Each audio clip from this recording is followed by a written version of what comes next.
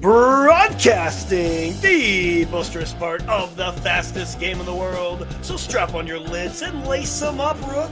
You're listening to the Barn Chirpers Hockey Podcast. Take a lap. Clap it up, boys. Clap it up. We are the Barn Chirpers. You know that because I just said that in the opening. And you can follow us and chirp at us at Barn Chirpers Pod on the Instagram and the threads. And I say it every week. You know what to do if you want to hear more of us. Also, Justin threw it out last week.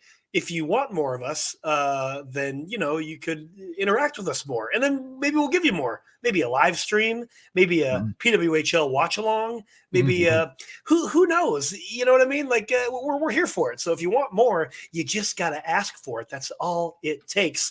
And somebody that was asking for it, Justin, and he got it finally. My boy, our boy, Flower, gets into number 2 all-time on the wins list, 552. Finally, he asked for that win, and the Wild finally came through and got him a shutout. Well, he got the shutout, but the Wild came through. Big win, 5-0 against the Islanders. I love to see that. But Flower moves into second all-time, just underneath your boy of Marty Brodeur for all-time wins as a goaltender, and gets a shutout too. I looked at that. He's probably not going to get – he's 12th right now in shutouts all time. If he gets, I think, 5 more shutouts, he'll be in the top 10. But there's a lot of there's like – I want to say it's 135 is the all-time record. He has about 72, I want to say. So I don't think he's going to get that record. But anyway, our boy Flower, second all-time amongst goaltenders. And, I mean, I had to wear my Wild sweater, my Fleury, today to celebrate that man. He's such a great guy. And we've said this before, such a great guy.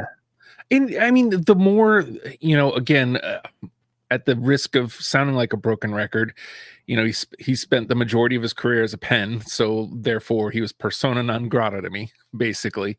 But, ever since, especially the move to Minnesota, he's been on the radar, and you see him doing it may have been in that same Islanders game where an Isles player hits the post and he gets up and thanks it mid-play.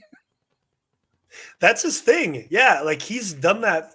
I haven't paid much attention to it until recently when I really, started to respect him and really enjoy him as one of my favorite players. But he's done that a lot. Anytime like he clings off the post, he taps the post, whether it's the crossbar or any of the other posts. He's like, "Thanks, buddy." Like that's such a goalie thing to do, of just being, so neurotic like that. But you love to see it. And one thing, go ahead. I was just gonna say, like, you love to see the guy named Flower get his flowers. I hate, you've been on the train longer than I have, but I think one of the first things we discussed on this pod is, why doesn't this guy get what he deserves? And now that he has some sort of claim, I think especially once it is time for him to hang up the skates, he's going to get what he deserves, and people will realize what we had and regret it. Yeah, and the kind of final thing I want to close on this piece of news is, in his post-game interview, I don't remember exactly what the question was, but his answer was, "I just wanted to play in the NHL." Like that was his lifelong goal. And not only has he done that for a long time, but he's one of the best to ever do it.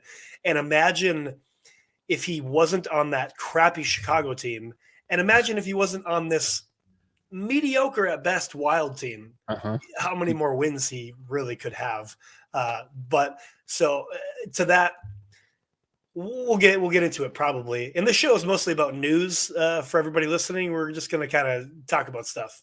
Hey, what do you know? It's a podcast where we're talking about stuff.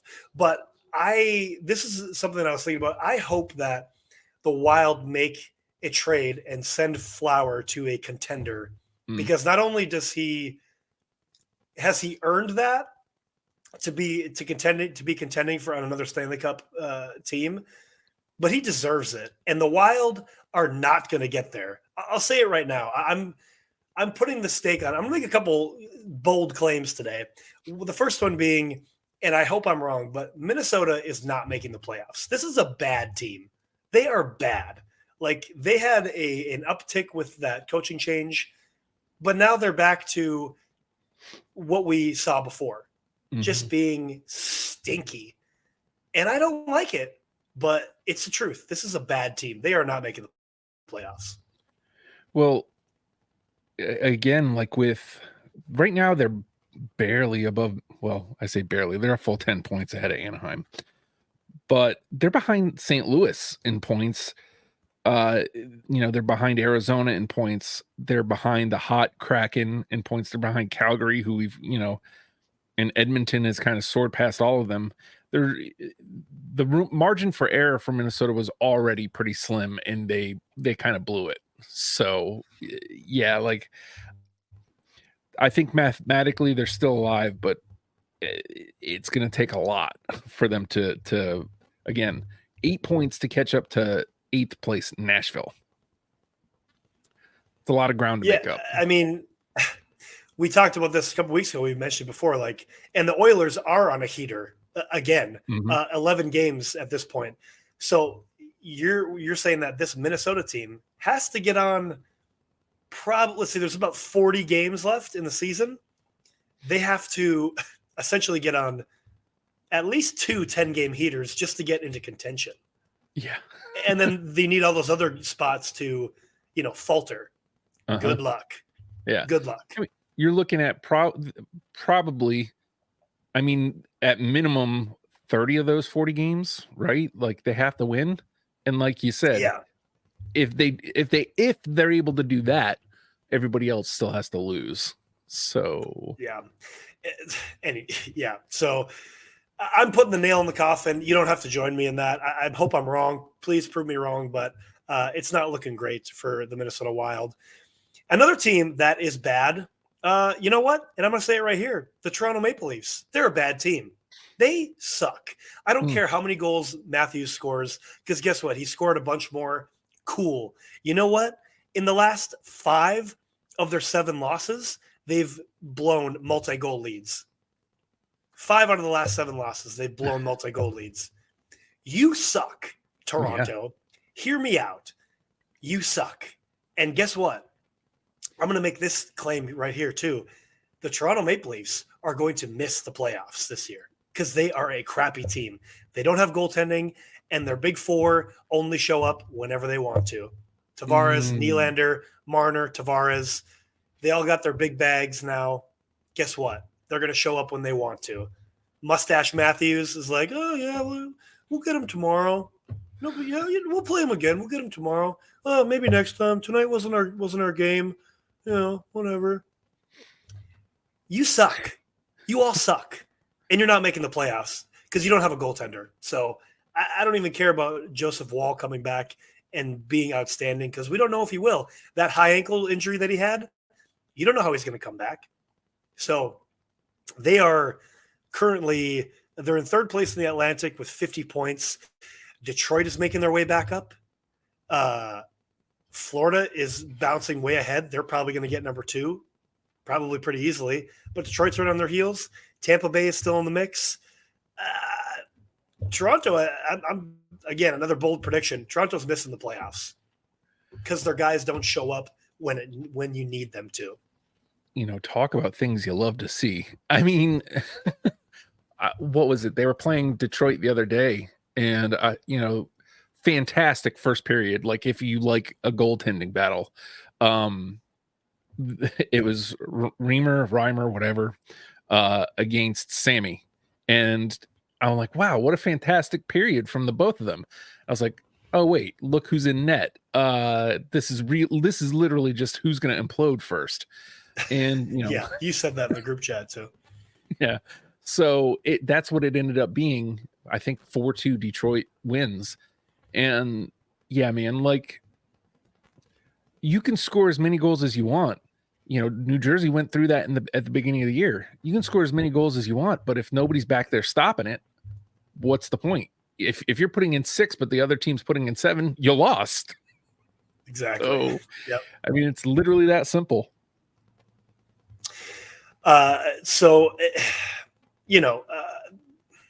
Yeah, like I said, bold prediction, but I don't know if it's really that bold. Toronto is going to miss the playoffs entirely. Uh, and to that same point, like trade deadline is coming up. I think it's just going to be hilarious when they are buyers and then they falter. That's going to be hilarious to me. Like I love to see it. You know what I mean? And I've said it, I think, before on the show. Here's another bold prediction: the Toronto Maple Leafs will never win a Stanley Cup with these four on the same team. Never going to happen. Austin Matthews on this Toronto Maple Leafs team will never win a Stanley Cup because he doesn't do what a superstar is supposed to do. And I've said that a bajillion times. We don't need to get into that. Moving on to another piece of news. And I bring this up now because he's actually been in links to possibly talks with the Toronto Maple Leafs. And it's Corey Perry, Justin. He is officially eligible to sign a new NHL contract. I guess he had a meeting with Gary Bettman, and not that he was ever banned from the NHL. He never was. But essentially, I guess it was kind of like a process or whatever to see where he was at. And, I think Corey Perry is a great player, and he was actually doing really well this season on a bad Chicago Blackhawks team before, the incident that happened. And, I mean, that was what, maybe 6 weeks ago? Yeah, not long. And if the incident was alcohol, involved alcohol, and he also, I believe the statement was alcohol issues, dealing with his mental health issues. Both are very important things that you need to, get right with. I just don't feel that 6 weeks is enough time to really heal, if you will, those issues. You know what I mean? So it's interesting to me. I feel like whoever if he does sign this year, there's going to be talk about it. There's going to be a lot of like, oh, that's going to be headline news. I hope he waits till at least next season to sign a new contract, because I just look at it like, I don't know, man. 6 weeks isn't a whole lot of time to like correct your behavior, I don't think. So addressing each separately, if the alcohol issue is like a quote unquote one-off, like it's not something that's buried in his past, it's not something that he's been consistently dealing with, okay, maybe he's been able to take care of that, possibly. But when it comes to the mental health, I suppose it's possible that it was created by the situation that he was in, going to Chicago, like that might have, been part of it. Again, we don't know all the details. I'm just speaking into the void. But that's not something to mess around with. And if he lands somewhere like Toronto, who's not right, like that's probably not a good situation. That's a high pressure situation that is going to definitely it's definitely going to deal a blow to your mental health for sure. Mm-hmm. And if the two are related, which the fact that they've come up together, I assume they are, you'll be right back to your alcohol problems with, again, like depending on what those actually are, you're going to be worse for it. So I guess all that to say, Joe, I think I hope you're right. I hope he just stay out of league this year, get yourself right, come back next year refreshed, and get yourself in a better situation just all around, period. Yeah, agreed. So again, this one I hope I'm not proven wrong about, in the sense of, coming back too soon, and then regression, because mental health is a very important thing to pay attention to. So I hope he is right across the board. But I just personally, again, who am I? But maybe take the entire rest of the year off and get yourself right. Because like you said, Toronto is a high pressure situation. If you go there, or really any cup contending team, that's a high pressure situation. So just my take on that. Speaking of high pressure situations, the The NHL All-Star Game, jersey creators were in a high-pressure situation to come up with a great design this year for the NHL All-Star jerseys. And personally, I actually like the sweaters that they came up with. There's a lot of hate online though. The Doritos memes are out there about Cool Ranch and nacho cheese and all the other flavors of Doritos that they look like Doritos bags. What's your take there first, and then I'll give my take. Honestly, the only thing I don't like is on the back of the sweater, you have the numbers above the names. And apparently the names are in lowercase letters.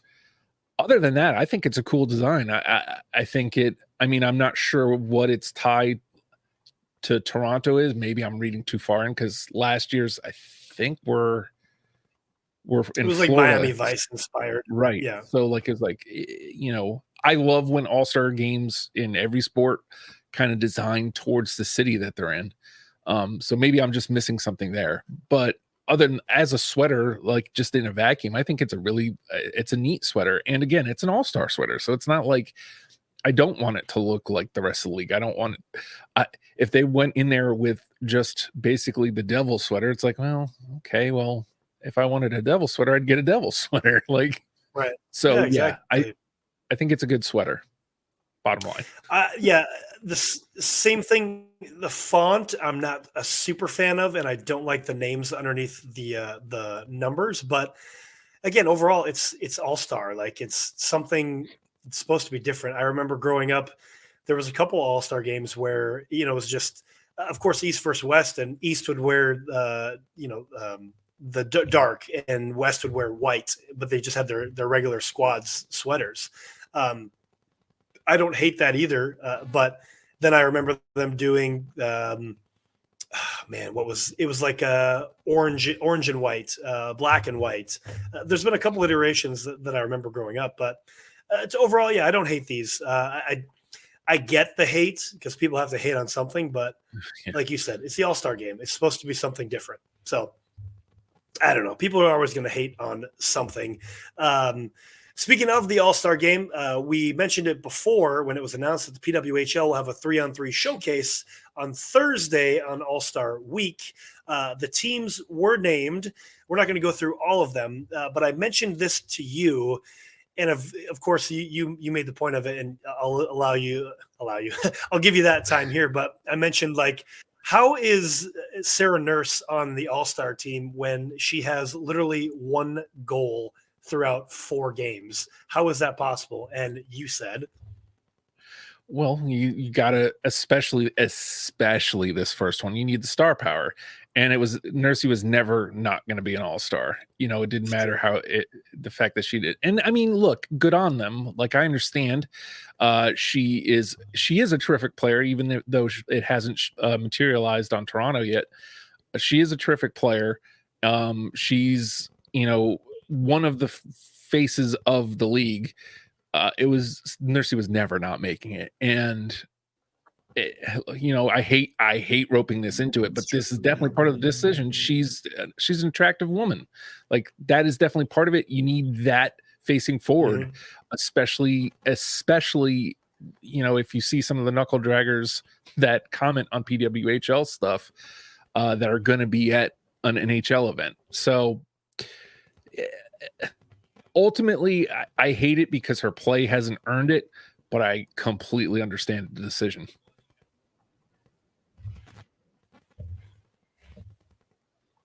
Sure. And I get that too. And I guess my whole thing was like, how do you snub Grace Zumwinkle, who leads the league right now, with in goals and points? But she didn't end up making the All-Star game. But again, it's the first one, so I'm happy that they're getting the showcase. It was more so the fan of me, like, all right, I get it. And she's from Toronto, so it was like, okay, you know what I mean? Yeah. That's my only gripe is, like, come on, you kind of left off a couple, and Maddie Rooney, who's one of the best goaltenders in the league right now for Minnesota, she didn't make the All-Star game either. But again, it's the first one; it'll get better as time moves on, I'm sure. A couple interesting trade talks we'll get into here.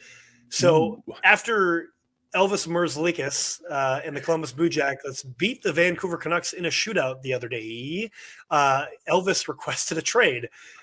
His cap hit right now is $5.2 million. I think he has a couple more years left. He requested a trade, and so far, there's been no takers. Nobody's interested, allegedly, from the Daily Faceoff. Trade went out, but nobody's interested in Elvis Merzlikins. I'll save my thoughts, but I'll send this to you, Justin. I think Elvis Merzlikins is a solid goaltender. He's just been on bad Columbus teams.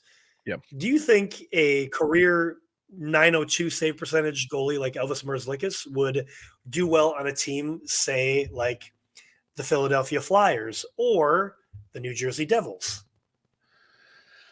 For instance, your squad. Could you see Elvis on your squad? What would he do for your squad?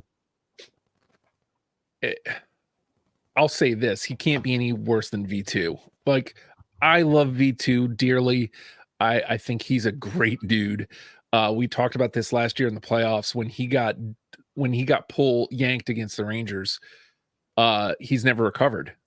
He had a bad series against the Rangers. He had a terrible series against the Hurricanes. And other than a few stops here and there this season, he's looked awful out there. He's quite literally the worst tendy in the league, like by every measure. So that said, if the price was right, I'll take Elvis Merzlikins. Sure. He goalied us in I think it was the first matchup 2-1 when we had everybody healthy, and they're getting shots, and Merzlikins just stood on his head, and Columbus goes out there and he stole the game for them. And New Jersey desperately needs somebody who's able to do that. Because occasionally you have off nights. So I think, maybe not us. I don't know what the price tag is. So I don't know what we have to offer Columbus that isn't too steep of a price, other than them maybe paying for most of the salary and then, get a couple depth guys out of us. Philly is interesting, an interesting one that you brought up, because Earson and Hart have been playing decent. Earson's basically stole the net, last I recall. But I think a change of scenery for him could be big. And to answer your question directly, taking out all the mathematics of it, you put Elvis Merzlikins on the Devils, I think they level out and suddenly are, solidly in the playoffs. I don't think we start running away with the league or anything, but I think they're a playoff team with two solid tendies. That I went a long way to answer that one. Yeah, I think that's fine. I think, for instance, like your squad, I think Elvis on a decent squad probably shows out as I don't know about a top goaltender, but a mid goaltender at least over what he's currently at in Columbus, a big thumbs down goaltender, because he doesn't have anybody in front of him. Since we're talking about trades, I just saw this on it's from Daily Dose Hockey, and it's called Deal or No Deal. Obviously, these things haven't actually happened, but a couple interesting scenarios close to not necessarily close to the trade deadline, but it's right around the corner. So speaking of your Devils, Justin, a mock trade would see Jacob Markstrom going to the New Jersey Devils. Calgary would retain 33% of his cap hit, and in return, the Calgary Flames would get Dawson Mercer in a first-round pick in 2024. Would you buy or sell that? Sell. Nope. No thanks. Markstrom is much older. No thanks. Okay. Yeah, pass. I number one, I don't want to lose Merc Dog. You said Mercer, and I'm out. That guy is a very important piece going forward. Whether we can retain him, if we can lock him up, big time, remains to be seen. But in the next 2 to 3 years, or however long he's signed at this point, that guy's going to be an important piece for us. 33% of Markstrom's salary isn't enough. Calgary would definitely have to take on more than that if they can. And like I said, Markstrom's just not good enough. He isn't going to go out there and steal games for us, and that's what we need. We don't need another. I've seen games where Markstrom looks brilliant, and I've seen games where Markstrom just gets torched. We don't need that. We need a guy who's going to go back there and he can just have the net and it be safe, and that's just one less thing we worry about. Markstrom's not that guy.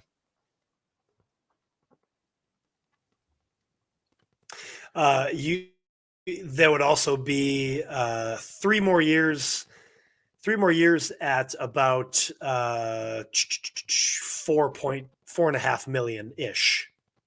Absolutely You'd have to pay Markstrom, who is 33, like you said. So yeah, probably not a great trade. Even and also he hasn't been the Markstrom of. He's been not great over the last 2 seasons. So yep. Here's another mock trade. The guy that we were just talking about. You're gonna laugh at this. So the Edmonton Oilers would receive Elvis Merzlikins in exchange for Philip Broberg, who I don't really know a lot about, and Jack Campbell.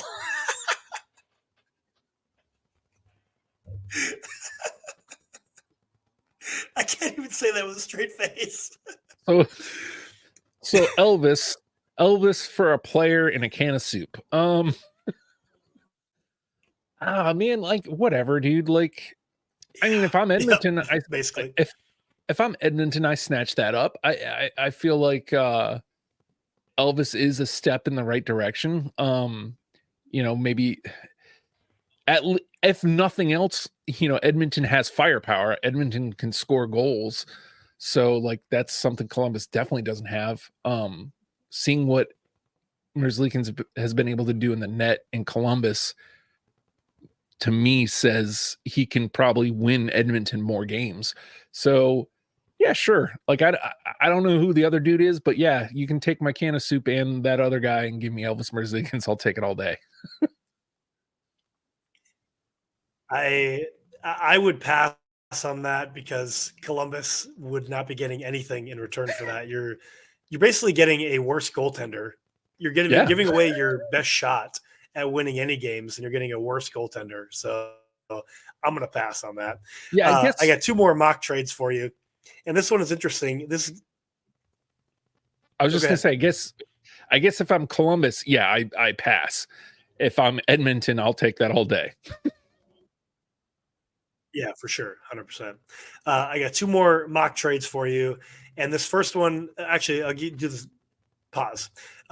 This first one, Jake Gensel going to the Vancouver Canucks, which we talked about a couple weeks ago, and Pittsburgh receiving Andrei Kuzmenko. That don't know this guy, and a first-round pick in 2024. So Andrei Kuzmenko, who's a solid forward, he's been scratched a lot this year, though. It looks like a prospect, and then a first-round pick in 2024 going to Pittsburgh and sending over Jake Gensel to Vancouver. Seems kind of steep, but I think if you're Pittsburgh, you're getting Kuzmenko and you're giving him a change of scenery, like a lineup that he can probably break into. And if you're Vancouver, you're getting a very solid depth piece. I'd love to see what he can do, with those lines. Like even Dakota Joshua's gotten going now. Like that offense is pretty much all 4 lines are going. So if I'm Vancouver, I take that. Like, I mean, again, it feels like you're giving up a lot, but this might be the best position Vancouver is going to have for the next couple years. You got to take the swing, and maybe he's the guy that can who can get you enough points to get you the other round. Like I said, I think Pittsburgh probably wins that trade. And if I'm Pittsburgh, I take it all day. But even Pittsburgh's kind of, I don't want to talk myself in circles. I think I accept. I think I take that trade. Yeah, I think it's interesting, just in the sense of what is Pittsburgh, or more so, where is Pittsburgh going to be at around the trade deadline? Because Yeah. they're still kind of keeping alive in the Metro, like you mentioned off air before we went on. The Metro is a toss up, truly. I mean, Yeah. the Rangers are first with Philly right behind them, and then Carolina. But it's still a toss up. Truly, anybody can kind of go on a heater and win, because nobody in the Metro has gone on a true heater this year. Really, no more than like an 8-1 record over 10. 8-1 or whatever, 8-2. Nobody's got on a heater, so it's possible that things can switch around. So really, I think it comes down to where's Pittsburgh at, and are they going to be buyers or sellers? Because Hmm. the window's getting real thin. Yeah. So this would be interesting. I like Andrei Kuzmenko. He was almost a 40 goal scorer last year. For whatever reason, he's just not fitting in with Rick Tocchet's lineup. So, yeah, it might be interesting to see what he could do in Pittsburgh. And I think, like you said, Gensel in Vancouver is very interesting. A guy that can definitely get you 20 goals, closer to 30, and around 70, 80 points. That could be interesting in Vancouver. So I would definitely buy this trade if it was going to be a thing. I like that for Vancouver. The last mock trade I want to send to you is going to be this. Trevor Zegras goes to the Montreal Canadiens in exchange for Yuriv Slafkowski. Slafkowski is a rookie, and as we've seen, Trevor Zegras has had a tough year. He's injured again, and doesn't seem to be fitting in well into this new regime of the Anaheim Ducks. So are you buying or selling that Trevor Zegras going to Montreal? Man, it's hard to separate the hype for Zegras versus what's been done right on the ice. On paper, I'm rejecting it. Ain't I that the know truth? Yeah. right? I think, like, if you're looking at, I feel like, obviously I haven't had as many Habs games as I've watched. I don't think I've seen much of Slafkowski. I don't know if I just happened to watch games where, because I know he was out for a spell, right? I think he got hurt for a minute. He was out. He was out for a couple. Yeah. So I might have just missed him. Again, like, it feels like you're trading promise for promise. I don't know if I like Zegras in Montreal is the big thing. I think Anaheim would win that trade, because you're trading a contract out, an underperforming contract, for a kid who we really haven't seen what he can do yet. So I think if you're Anaheim, you take that trade, even though you're giving up the flash of Zegras. I don't know if I'm Montreal, I'm taking that. Like, I feel like there's got to be something else to make that. So, as wild as this sounds, I think I'm passing. I think if it's a 1-for-1 trade, I think I'm passing. Wow. So I'll give you the stats real quick. Trevor Zegras this year, 4 goals, 3 assists, -5, 1 power play point, 49 shots on goal, 7 hits. And Slafkowski, 5 goals, 11 assists, -8, 3 power play points, 61 shots on goal, 65 hits. To me, honestly, I like Zegras in Montreal. I think that younger squad there, he might do better in Montreal than he does in Anaheim, to the sense that Zegras reminds me a lot of another guy that I always chirp, and that's Austin Matthews. And it just seems like he's very ho-hum, doesn't really put in a lot of effort, very just mid, in the sense like, we'll get him tomorrow, whatever. I don't really care. I think if Zegras is in Montreal, he would be pushed a lot harder than he is being pushed in Anaheim, especially with Martin St. Louis. I think he would get his game going. I actually like Zegras in Montreal. And Slafkowski, he's basically, again, he's a rookie. Seems like he might have a promising career. I think he may do well down in Anaheim. So I would buy this trade if it was going to be a thing. But what I'm going to hit you with now, Justin, we did some over-unders and some would-you-rathers in the offseason. And this one really sticks out to me because we were both pretty high on the Anaheim Ducks in the offseason, Justin, very hopeful for them. Yes. Yes, we So were. I had asked you over or under the Ducks finish in fourth place in the Pacific. Are you? And currently they are in last place in the, or excuse me, they're seventh, 7 out of 8 next to the Sharks. Do you want to change your prediction that they're going to be? You said over or under. Yeah, you said over. Sorry, excuse me. You said over. Uh, I was looking at the wrong thing. Do you want to change that? let's see. They're 16 points behind Seattle. So, I mean, I love the moves, and even when you watch the Ducks, it's like they play hard. Like, really, the way the Ducks season is going is how I thought the Flyers season was going to go. Like for all the same reasons. Like, I thought the Flyers were going to go out there and play hard, but they just weren't going to be able to win games. That's exactly what's happening with the Ducks. So if I had them at fourth, did I? Whoa. If I had them over under fourth, if I had it at over, then I definitely want to go with the under. Maybe I'm mishearing the question. No, yeah, that was a question. Okay. So yeah, under. under. Smash that under. Yeah. Good call. We also said over under 30 goals for Trevor Zegras. We both said over for that one. Obviously, that's not going to happen. Yeah. He's out for 6 to 8 weeks with that broken ankle. So just interesting that we predicted the Anaheim Ducks to do well, and they are not doing well, of course. So I came across that today when I was looking at stuff that we're going to do for the news. So that was funny. Speaking of crappy teams, the San Jose Sharks, this is a side conversation, but the San Jose Sharks will be retiring Joe Thornton's number 19 sweater on, in the 2024-25 season. So next season, they're going to do a little ceremony for Jumbo Joe Thornton and retire that number 19 sweater.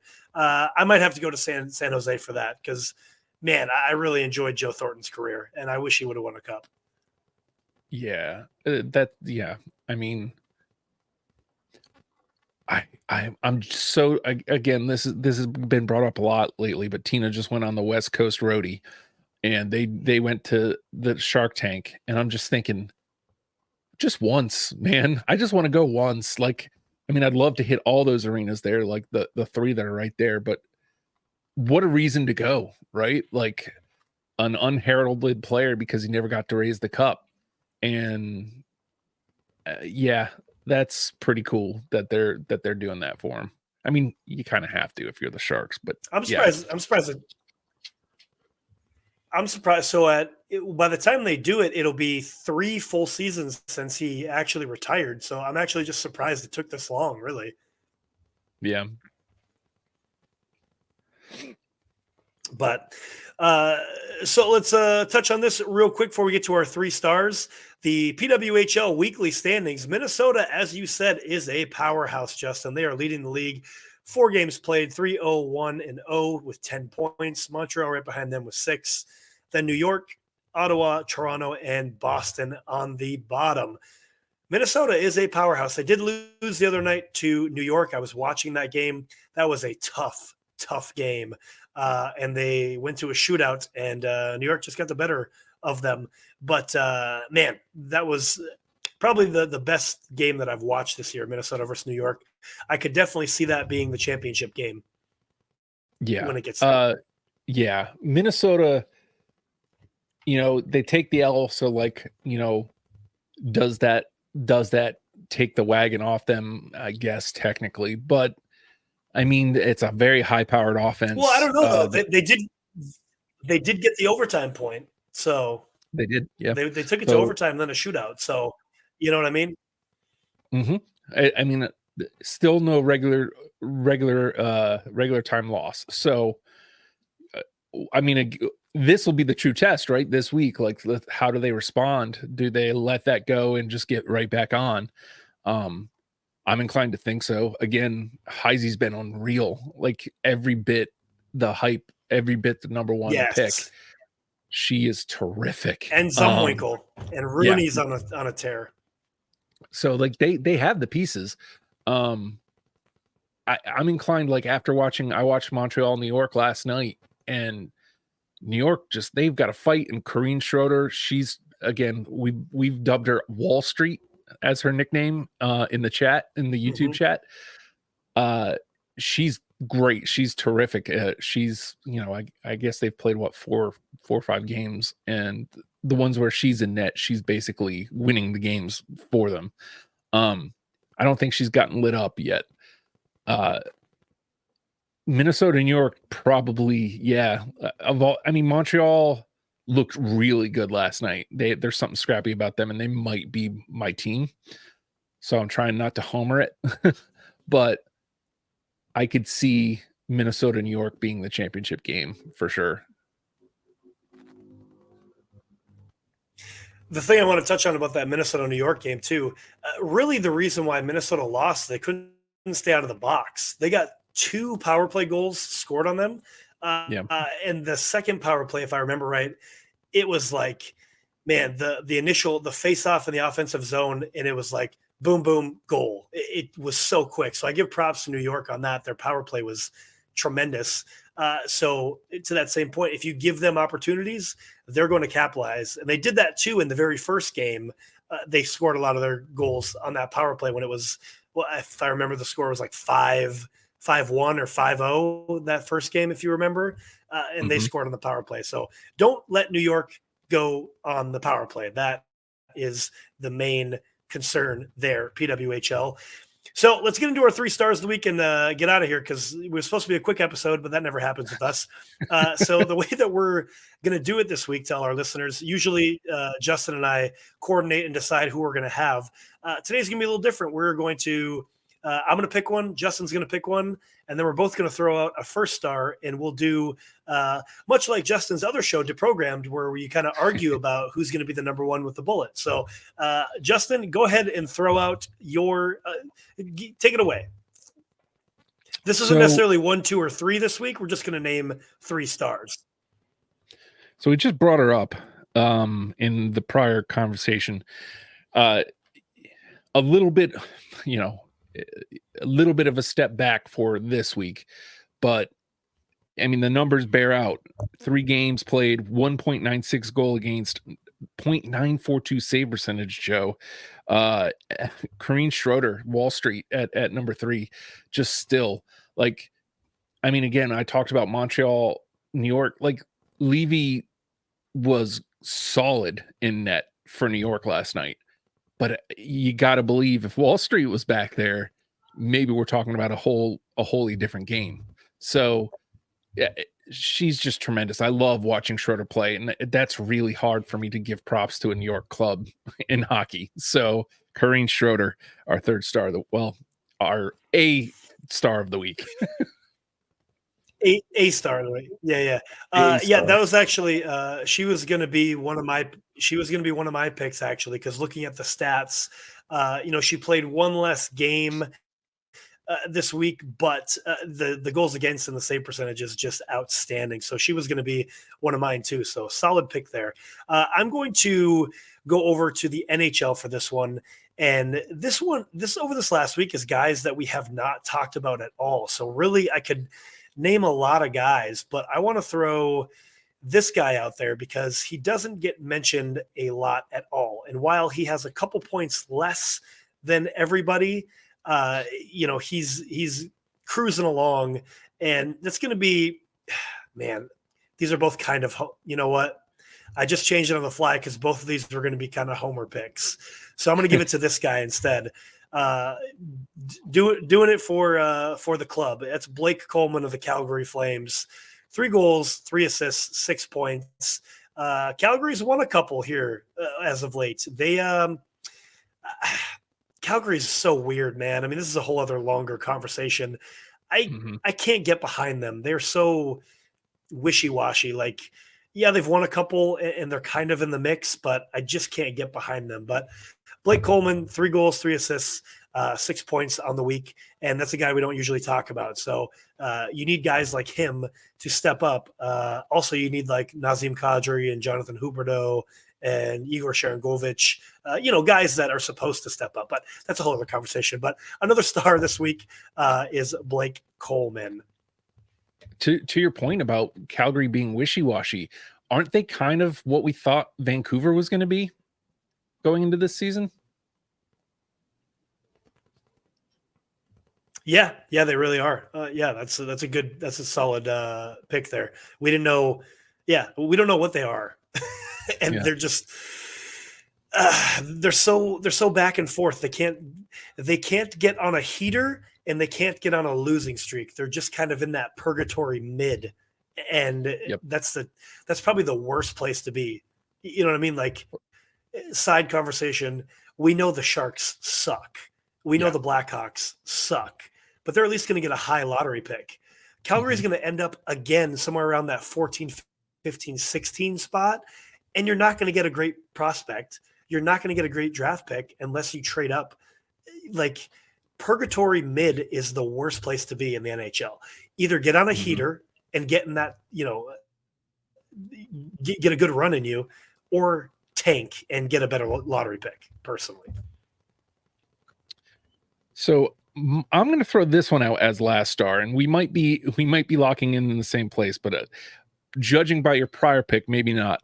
And maybe it's just recency bias. I've watched a lot of PWHL, but looking at the top of the points board for the PWHL is Alex Carpenter. 5 games played, 7 points. You got to love that production, and it matches. I mean, again, one more game than the NHL, same amount of points as the top point getter in the NHL. So you got to love the production coming out of Alex Carpenter. We actually hit on the same thing on the first time we're doing this. We have a unanimous on the number one with the bullet. I was also going to say Alex Carpenter because that was my same reasoning. We'll say it, right here since it's our show. But yeah, Mikko Rantanen of the Avalanche also has 3 goals, 4 assists, 7 points. So yeah, Alex Carpenter matched the big boy in the NHL. The only thing I don't like about Alex Carpenter is she plays for New York. That's my only gripe about that. But that's our definitely without a doubt our number one with the bullet, Alex Carpenter for star of the week. Justin, before we get out of here, I just saw this today. So Amazon, well, actually, we'll start with this. Bally Sports filed bankruptcy, and a lot of teams use Bally Sports for their regional broadcasting, right? So it was kind of up in the air of what was going to happen to teams like the Arizona Coyotes, LA Kings, Anaheim Ducks, the Dallas Stars, Minnesota Wild. A lot of teams used Bally Sports for regional broadcasting. There was talks that the teams would inherit their rights back themselves and that they could do their own broadcasting thing. That was kind of the talk of it. But it was announced today that Amazon is continuing its quest to become a major player in sports broadcasting. Amazon will be broadcasting via Prime Video a large majority of all the American NHL teams. And this is from the Daily Faceoff. According to multiple sources, Amazon is acquiring stake in Diamond Sports due to their bankruptcy reorganization, allowing Prime Video to become the primary sports streaming partner for regional sports networks, RSNs. And again, like I just mentioned, so that will cover the Coyotes, the Kings, the Ducks, the Yotes, Stars, Blues, Wild, Red Wings, Blue Jackets, Preds, Hurricanes, the Panthers, the Lightning. So a lot of teams, right? So this is great news. And while there's a whole other conversation about Amazon, but hey, if we can get games on Prime, dude, that would be like much better than ESPN Plus. I'll tell you that much. Mm-hmm. This would be great if this does go into effect, and it would be next season when that happens. Any way you can get more eyes on the product is a plus. And I'm thankful that ESPN Plus has NHL games. I have seen a lot more NHL games because of ESPN Plus in the last season and a half than I have in literally a decade, probably longer. Yes. However, Yes. the Devs and the Caps have played 3 times, and not, this isn't necessarily related, but there's really no reason I shouldn't have been able to watch all 3 of those games. There's really no reason I had to wait Right. until Max. Exactly. They put it on Max, like a national broadcast. There's no reason for that. I should be able to, at this point in time in life, in it's 2024, man. Like I should be able to watch all NHL games. They're all being broadcast somewhere. It's ridiculous that you have to, hunt and peck to be able to watch as much hockey as you want to watch. So. It's ridiculous that you have to inherit 37 computer viruses trying to find a side site to try to watch some NHL hockey games. You know what I mean? Like, yes, it's terrible. It's ridiculous. And to that same point, I mean, even think about this: the NFL being such a major organization that it is, started getting their games on Amazon Prime. And while I don't follow the NFL personally, but I have Amazon Prime, so anytime I opened up my Amazon Fire Stick, I would see that the game is X minus hours away type thing. So like, not that I'm going to watch it, but think about that on randoms TVs that are showing like, oh, I could watch an NHL hockey game. I might check that out. So this is great for the NHL just in general to be able to have that. I love that move. I love it. And the last thing that I want to actually two things, because on this day 16 years ago, Rick Nash of the Columbus Blue Jackets did a dirty coast to coast dangle against the Arizona Coyotes. And this is probably the best highlight in Rick Nash's career. This. Did you see this? I sent it to you on the Barn Chirpers on the Instagram, but he literally goes coast to coast. And the dirtiest dangle I have ever seen in hockey. Like, and I'm chirping Rick Nash. I think he was a solid player. He did make some highlight reel plays throughout his career, but this was probably the dirtiest play that I've ever seen. So that was pretty cool. Also on this same day, 16 years ago, technically it was yesterday, but this is when I became a fan of Alex Ovechkin, and he was also playing the Arizona Coyotes. He went coast to coast and ended up scoring a goal on his back. Like he got taken down and went behind his back over his head and got scored a goal. And that was the first time I ever saw Alex Ovechkin. And that's why he was my favorite player ever since then. And unfortunately, it was against the Yotes back then. So we've mentioned the Yotes a few times in the last 5 minutes, not for good reasons. But anyway, those are a couple things that happened on this day in history. But it happens. They've turned it around. So that's the last thing, actually, I want to. I ended that with the Yotes for a reason. In our preseason predictions, I said that they were going to get over 40 wins on the season.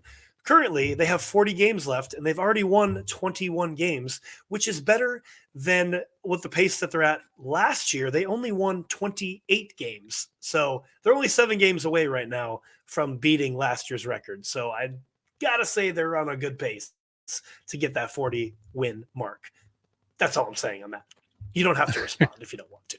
Well, I mean, they have 21 wins, right, with 40-ish 42 games exactly left, or 40 games left. 500 hockey gets them up and over 40. 41 wins.